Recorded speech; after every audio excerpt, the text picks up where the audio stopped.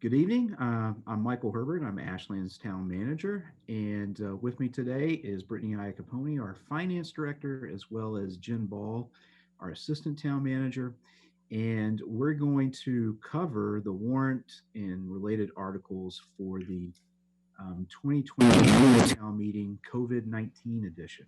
Um, COVID has obviously affected all of our lives in different ways, and it has certainly affected town meetings. So, um, to start off, I think I'm going to just tell you a little bit about how town meeting is going to be physically changed.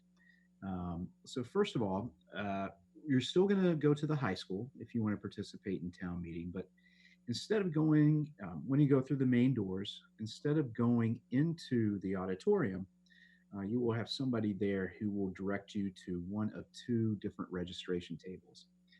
We're actually going to be having town meeting in the gym. And so we will have two registration tables and go in through two different entrances. Usually, you only go when you're going into the auditorium, there's only one entrance that people typically use.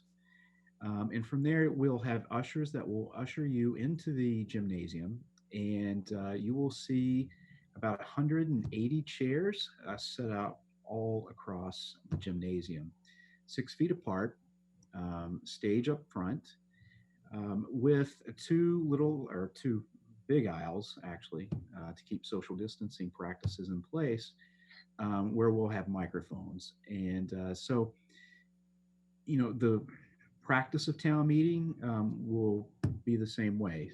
The moderator will open up town meeting.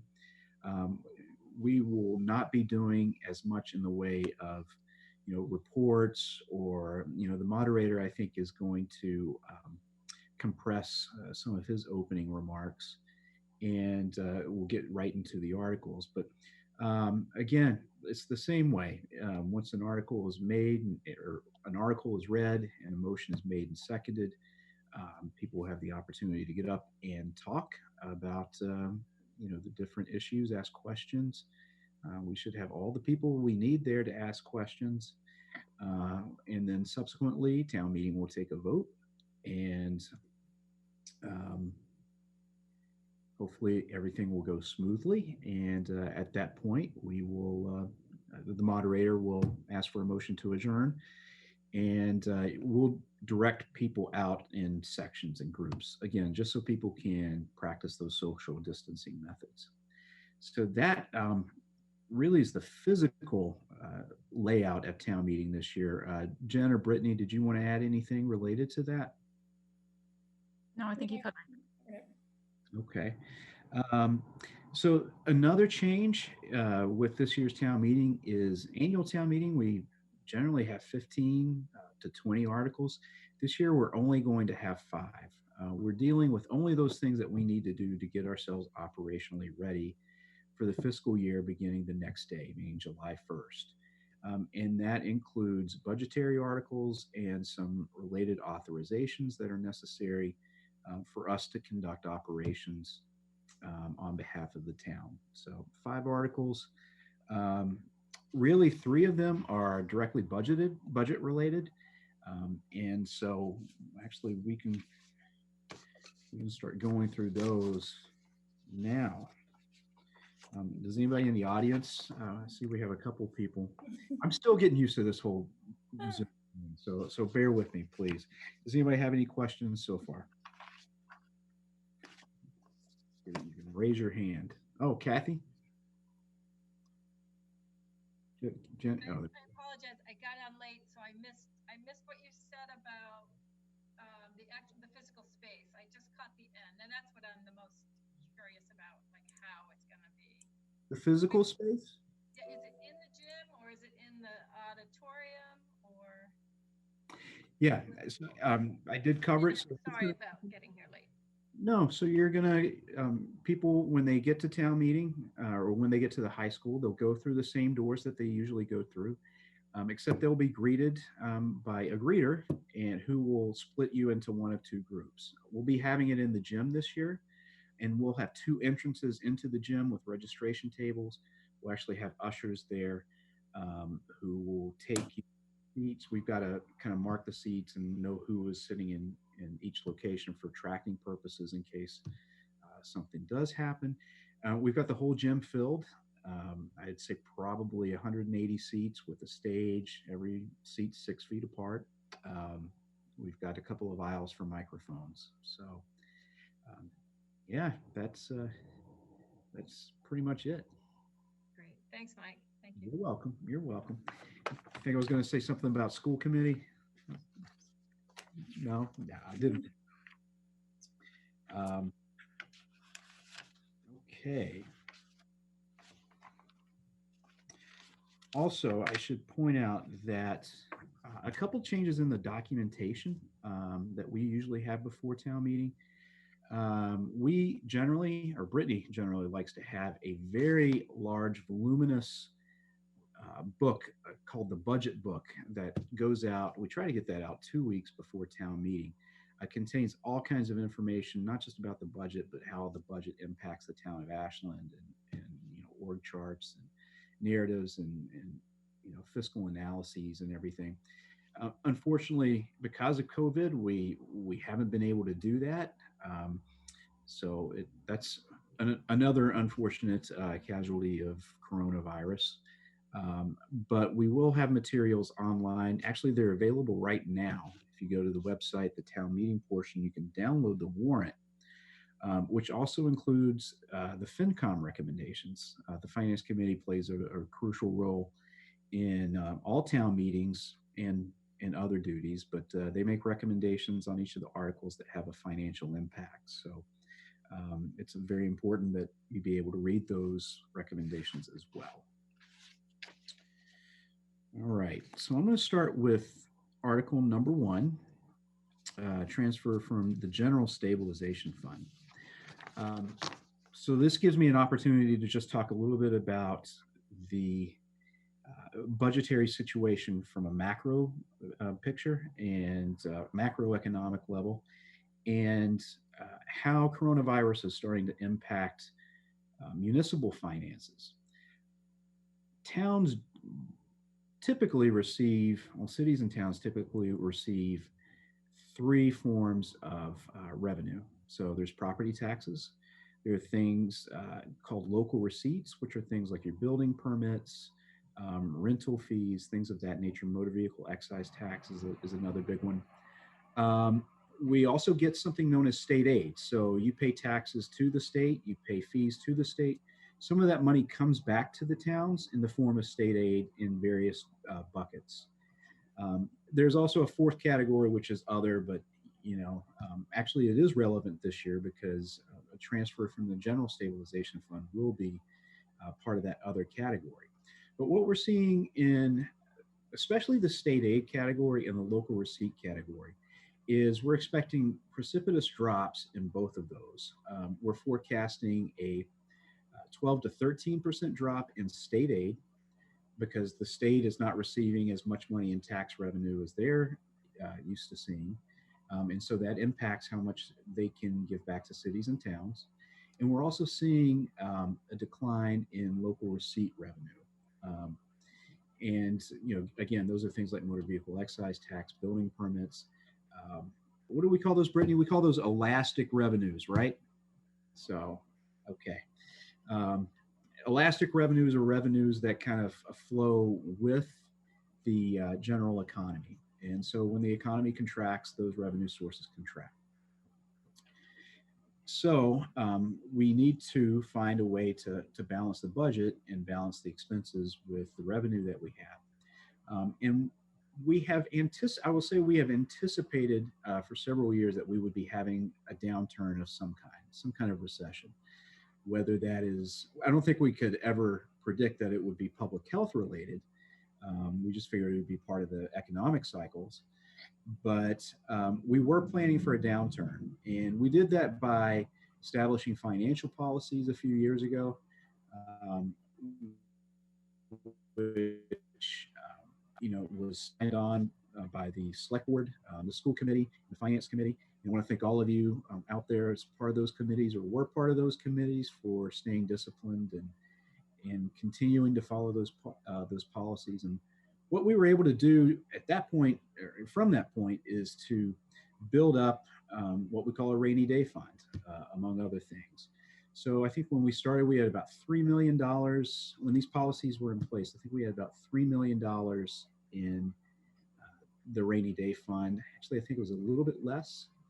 Um, Brittany could probably pull up the exact number, but we're up now to about 6.6 million, which represents a little over 10% of our general fund revenues, which is our ultimate target is to keep it at that 10% level.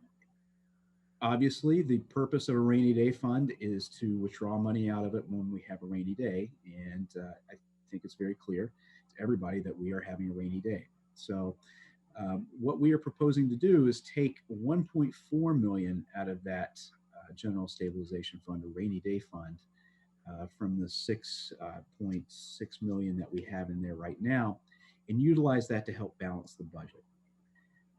That represents about 20% of our stabilization fund balance currently. Again, it's always, when you're utilizing stabilization fund money or free cash or other one-time revenues to help balance an operating budget, you create what's known as a structural deficit.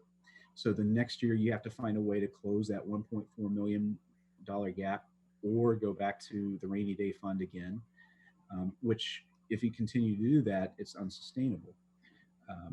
But we are planning on, worst case scenario, drawing $1.4 million for each of the next 3 years. If you're interested in knowing about, how coronavirus is going to affect the economy, or you've done a little research into that, you'll see that there's been really no consensus, I think, around what the recovery would look like. Whether it's going to be a sharp downturn in a sharp recovery, or if it's going to be something more drawn out. Most of the models show a full recovery by the end of calendar year 21.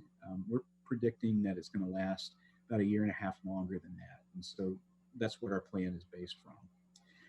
But to get that money out of the stabilization fund and into our budget, we have to have a town meeting vote. And it actually takes two-thirds. A two-thirds vote at town meeting means two-thirds of the body need to vote positively for transferring that money. And that is what Article 1 is. So that's going to start everything off, because especially the budget, that doesn't really flow. That won't really work unless we have that money from number 1. Brittany and Jen, did you want to add anything to that? No? Okay. Any questions so far? All right.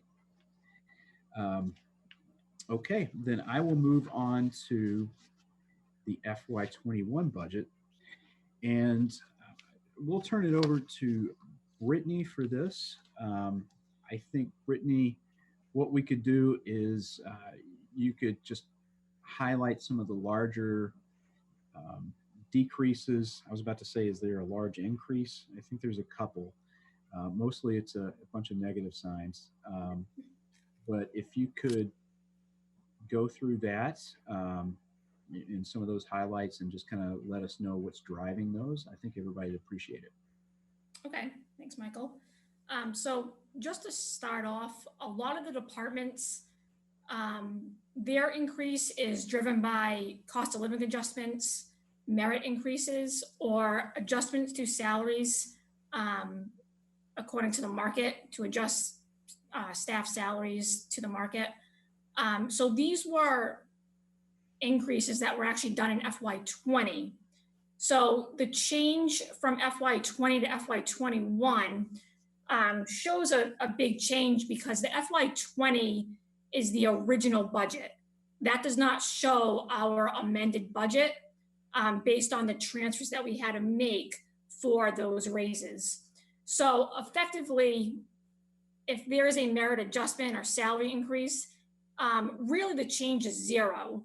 It'll only show an increase, or it only shows an increase because this is the original budget and not the amended budget. So I just want to make that clear, because we did take salaries were frozen for FY21. So just to highlight some of the bigger changes in the budget, we'll start with the town manager's budget. That showed an increase of $37,861. So that is due to the hiring of a communications coordinator and 25,000 of her position will be charged to this budget, and the remainder of her salary will be charged to the Economic Development Special Revenue Revolving Fund that was established by town meeting a few years ago. Another decrease is central purchasing of 10,000. Another larger decrease is town council of 34,987. Now, when we were going through the budget to redo it after COVID hit to make cuts, we made about $300,000 in cuts on the general government side. And one of the decreases that we made was to the town council budget of approximately 35,000. Now we're confident we'll be able to adhere to this budget. To date, we've spent about 192,000 on legal services. Next is data processing. That shows an increase of about 32,000. Again, a majority of it relates to cost of living adjustments and adjusting staff salaries to market. And another 10,000 relates to increases in contractual obligations for our financial collections and billing software called Munis. Let's see. You'll see our economic development budget has been zeroed out for FY21. So like I said previously at a previous town meeting approved the creation of an economic development special revenue fund, which will be funded by meals tax. And this is where the economic development budget has been shifted to. So that's why that budget has been zeroed out for FY21.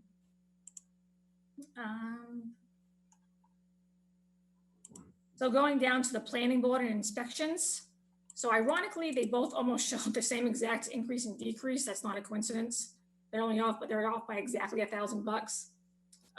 The planning board shows an increase of about 20,000. That's due to a new town planner being hired at a higher salary than the previous town planner.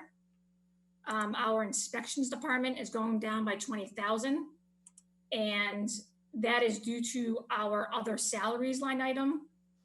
So the town's gone through a significant growth with developments, and our inspectors are paid per inspection. So due to the decreased growth now in town, we're expecting less inspections now for plumbing, electrical, wiring, and so forth. Another big decrease is fire. You see a decrease there of 275,000.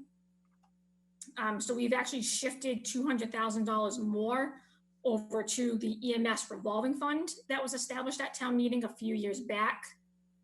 We also found other savings in various overtime and non-payroll accounts as well. You'll see an increase in human services and public library. Again, that's for cost of living and merit increases and market adjustments for staff. Public buildings went up 35,000. The town hired a new maintenance technician, and the individual that was in that position, the town is still retaining. He is now overseeing the Warren Woods properties and other properties, but a portion of his salary is still being retained in the general fund. Also, we increased contracted services and maintenance to keep up with property and building maintenance. You'll see an increase in highway of 89,000. That's due to an addition of a new line item called property and trail maintenance of 64,000. And we also increased some other non-payroll line items per the department's request to properly fund the account. You'll see a decrease in the Keefe Tech assessment of 53,000. This assessment is per the request of the Keefe Tech vocational school. I believe that Ashland has less students there, therefore our assessment has gone down. Non-excluded debt, you'll see an increase there of 950,000. $200,000 of that is for previously authorized projects, and 750,000 has been slotted for the new public safety building. Employee retirement, you'll see an increase there of 83,000. That assessment comes directly from the Middlesex retirement system. Workers' comp, you'll see an increase there of 65,000. So that budget actually hasn't been increased for a few years. And since our premium for workers' comp is a function of payroll, this premium has gone up over the years. So we've just adjusted it to what it actually is. Salary contingency. So this has been zeroed out for this year. Union and non-union personnel have agreed to take a 0% cost of living or raise for the FY21 budget year. So that takes care of the general fund budget. If anyone has any questions on the general fund budget before I just jump down to the enterprise funds very quickly. Actually, I'm going to jump in just and talk a little bit more about the non-excluded debt piece and the public safety building. So one of the things we wanted to try to do with the public safety building is try to minimize the additional impact to the taxpayer as much as possible. We're anticipating that we would need about $32.5 million more than what was what we had originally slotted for engineering and everything to actually construct the building. That's our most recent estimate. We wanted to try to keep at least part of that, a good portion of that, under the levy. So we're going to take $15 million and try to do that within the levy. Now, to pay for that, what we're doing is we're reducing some of these other lines within the municipal departments. So we're holding the school department harmless on this, and actually shifting that money towards the non-excluded debt line to help pay for that. Additionally, we've shifted $250,000 from capital to that. There's a number of reasons that we're reducing capital. Number one, I think we've got a number of capital projects now that we have to manage and we actually have to finish. So we don't necessarily need that much right now, or could actually really utilize it properly. Again, going to the fire department, don't want anybody to feel like that is going to actually equate to a reduction of services. We're actually able to hire more firefighters this year through what's known as a SAFER grant, which provides us funding for 4 additional firefighters. The grant pays for 75% of the salary the first 2 years, and then 35% of the salary the third year. So that actually brings the level of our fire department up significantly more than where it was a few years ago. So sorry, Brittany, I just wanted to jump in and explain that. Oh, that's okay. So just to go over the enterprise funds quickly, just to mention that there is a very long memo that goes in quite some detail of every increase and decrease in the enterprise fund budgets. It's located on the Ashland, Mass website on the finance and accounting page under FY21 budget information. And the document is called Enterprise Fund Budget Information. So you'll find a nice 40-page document related to these budgets. But just for those of you listening now, the water enterprise fund is actually going down 137,000. And that is mainly due to a decrease in capital items being requested this year. We had a decrease of 290,000 in capital being requested this year. So that's the main driver there. The sewer enterprise fund, we're showing a decrease in the requested budget of almost 200,000. And that is primarily due to a decrease in the Framingham assessment of about 100,000 and a decrease in principal and interest costs of 353,000. We had debt that was paid off for the West Union District sewer design and sewer construction that was paid off in FY20. The trash collection budget is increasing by approximately 100,000. And that is due to China no longer accepting certain recyclables. Therefore, it has increased costs for all communities across the nation to try to find a way to rid of the recycling. So the vendors' costs have gone up, so therefore our costs have gone up. Field management, that budget is increasing 18,000. That's due to some capital being budgeted there for the girls softball field. Stormwater is going up 12,000. And that is mainly due to salaries and contracted services. So that takes care of it. Again, there's a giant memo on the website if anyone would like some reading. Yeah, so it's very stimulating. Yes. Yeah, I think that about covers, that certainly covers all the line items. I'm trying to think of any maybe big picture things that we may want to talk about.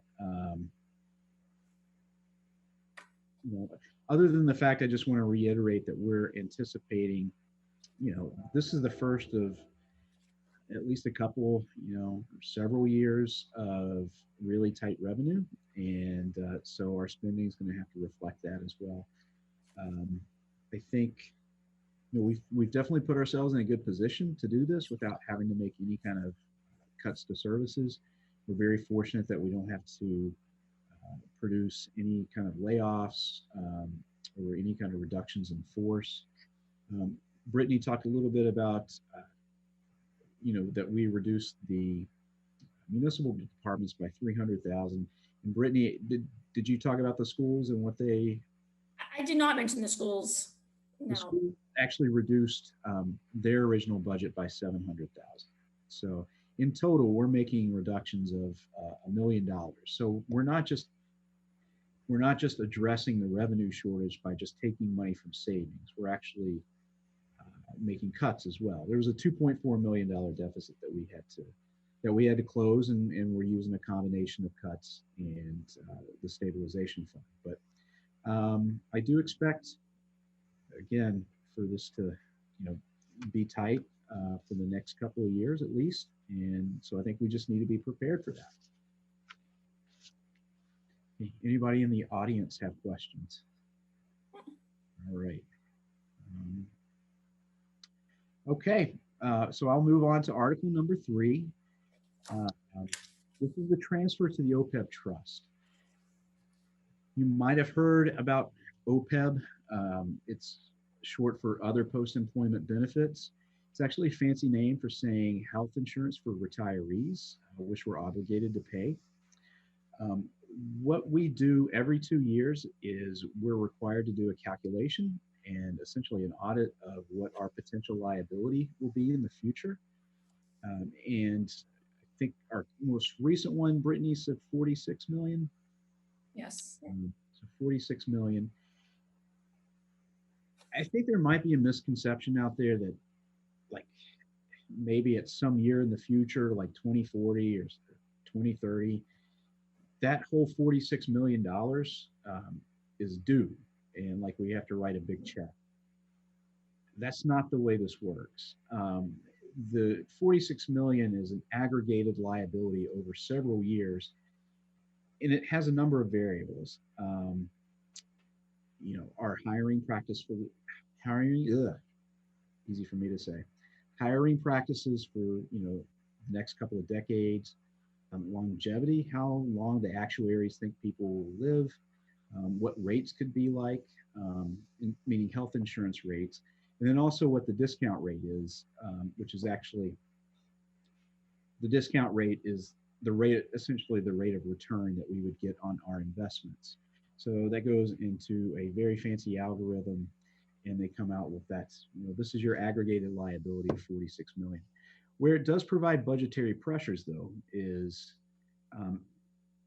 so we pay each year for retiree health insurance. There's part of our health insurance budget goes towards retirees. What we get concerned about, and what everybody should be concerned about, or every municipality, is that as that liability, we don't want that percentage of the budget to kind of creep up more and more, where it starts squeezing out other things and other services. So what we've done is we've introduced a two-pronged approach. I think it's about 5 years ago, so that'd be about 2015. That it's a two-pronged approach to put money into what's known as an OPEB trust. That is a trust fund that can only be used for other post-employment benefits. Um, we don't anticipate touching it for several years. Actually, probably a couple of decades, hopefully. Um, but how we fund that OPEB trust is two ways.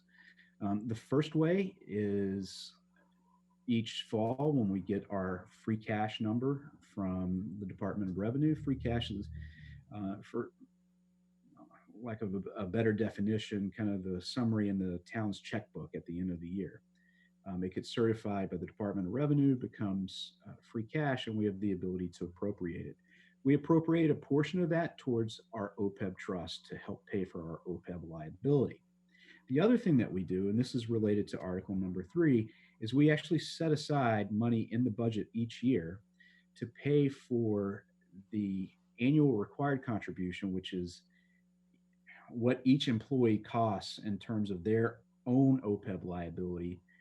We actually budget for that now, and again, we started that since 2015, and we put money into the OPEB trust that way as well. And so it's a really important part of our strategy to address other post-employment benefits and the liabilities. So that is Article number 3. It's actually transferring 173,245 that's in the budget to the OPEB trust. The way you can tell your strategy is working with OPEB is you look at something called the funding ratio. And so that's, the amount of assets that you have essentially saved vis-a-vis your actual liability. And so you want to see that number increasing, your funded ratio increasing consistently. And I think 5 years ago, Brittany, we were around 1.5% was our funding ratio. Yeah, that sounds 1.4%. 1.4%. And so that was 2015. And so actually at the end of this year, we're actually hoping to be close to 8%. Yeah. And so again, we're consistently making strides towards that. I think that about covers that. Anything you want to add, Jen or Britt? Okay. Questions from the audience? Okay. Awesome. So we'll getting down to the last two. So Article 4, the annual consent article.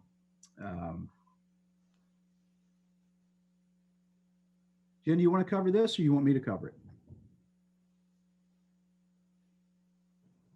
You can cover it. It's fine. You're on a roll. Okay, thanks. Awesome. Annual consent article. So this takes a number of different things that we need to operate for the following fiscal year and condenses it into one annual article. It's a standard article that we do every year. Again, there is a monetary component to it, but this really it consists of the authorization to enter into grants and road contracts and lease purchase agreements. The other key thing is the monetary component is the revolving funds. Revolving funds are another way that we fund operations, and that is basically trying to think. So the recreation account is a revolving fund. So you pay fees to participate in Ashland recreation activities. That goes into a fund that can only be used for Ashland recreation. Same thing with, I believe our school bus fees actually go into a revolving account. So our food control program, our food inspection program, that actually goes into a revolving account. Again, this is money that it's charged for services that go into a special account that can only be spent for those services. But you have to authorize it each year. And each year that authorization consists of a limit, a spending cap, and then also what the use of funds are. So as part of the warrant, you will see a table there that has the revolving that need to be authorized. what the fund description is and what the use of funds are, and then also what the maximum amount of expenditure can be from that fund in a given year. This is something that we have to do at annual town meeting, but we can't do this at a special town meeting. So, and this one will also require a 2/3 vote. Any questions regarding this? Anything you wanted to add, Britt, Jen? Okay. Any questions from the audience? Oh, Brittany. Yeah, so we're actually increasing or requesting to increase the limit on 3 of them. The food inspection program, we're requesting an increase of 15,000. This was actually requested prior to COVID. They wanted to increase inspections in town of food establishments, and also the tobacco program revolving, requesting increasing there of 5,000 to monitor compliance within town. And we're requesting an additional 200,000 from the ambulance revolving fund. All right, excellent. Okay, moving on to our 5th and final article. It's another consent article. This one related to Community Preservation Act funds. Community Preservation Act money it's a surcharge that goes on to your tax bill, that goes into another special account that can only be used for really 3 or 4 distinct purposes. One's to preserve and protect and restore historic assets, acquire open space, increase in affordable housing throughout the town. There's an ability to use those funds for recreational improvements, I believe. There's some limits related to recreation. But that's what Community Preservation Act funds are. What the town has done in the past has pledged future, so the town has made purchases of different things, specifically Oak Street, a piece of property on Oak Street, Warren Woods, the acquisition of Warren Woods, and then also to build the high school athletic fields. When the town decided to make those investments, what the town did was also pledge future Community Preservation Act funds to help pay for the debt service related to that. Debt service is another, it's a fancy way of saying like your principal and interest payment for a borrowing.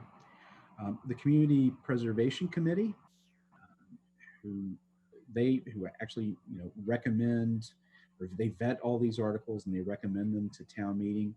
They have to take a vote on those appropriations. They also need to take a vote to be able to appropriate future revenue that comes into the town for the fiscal year that's upcoming.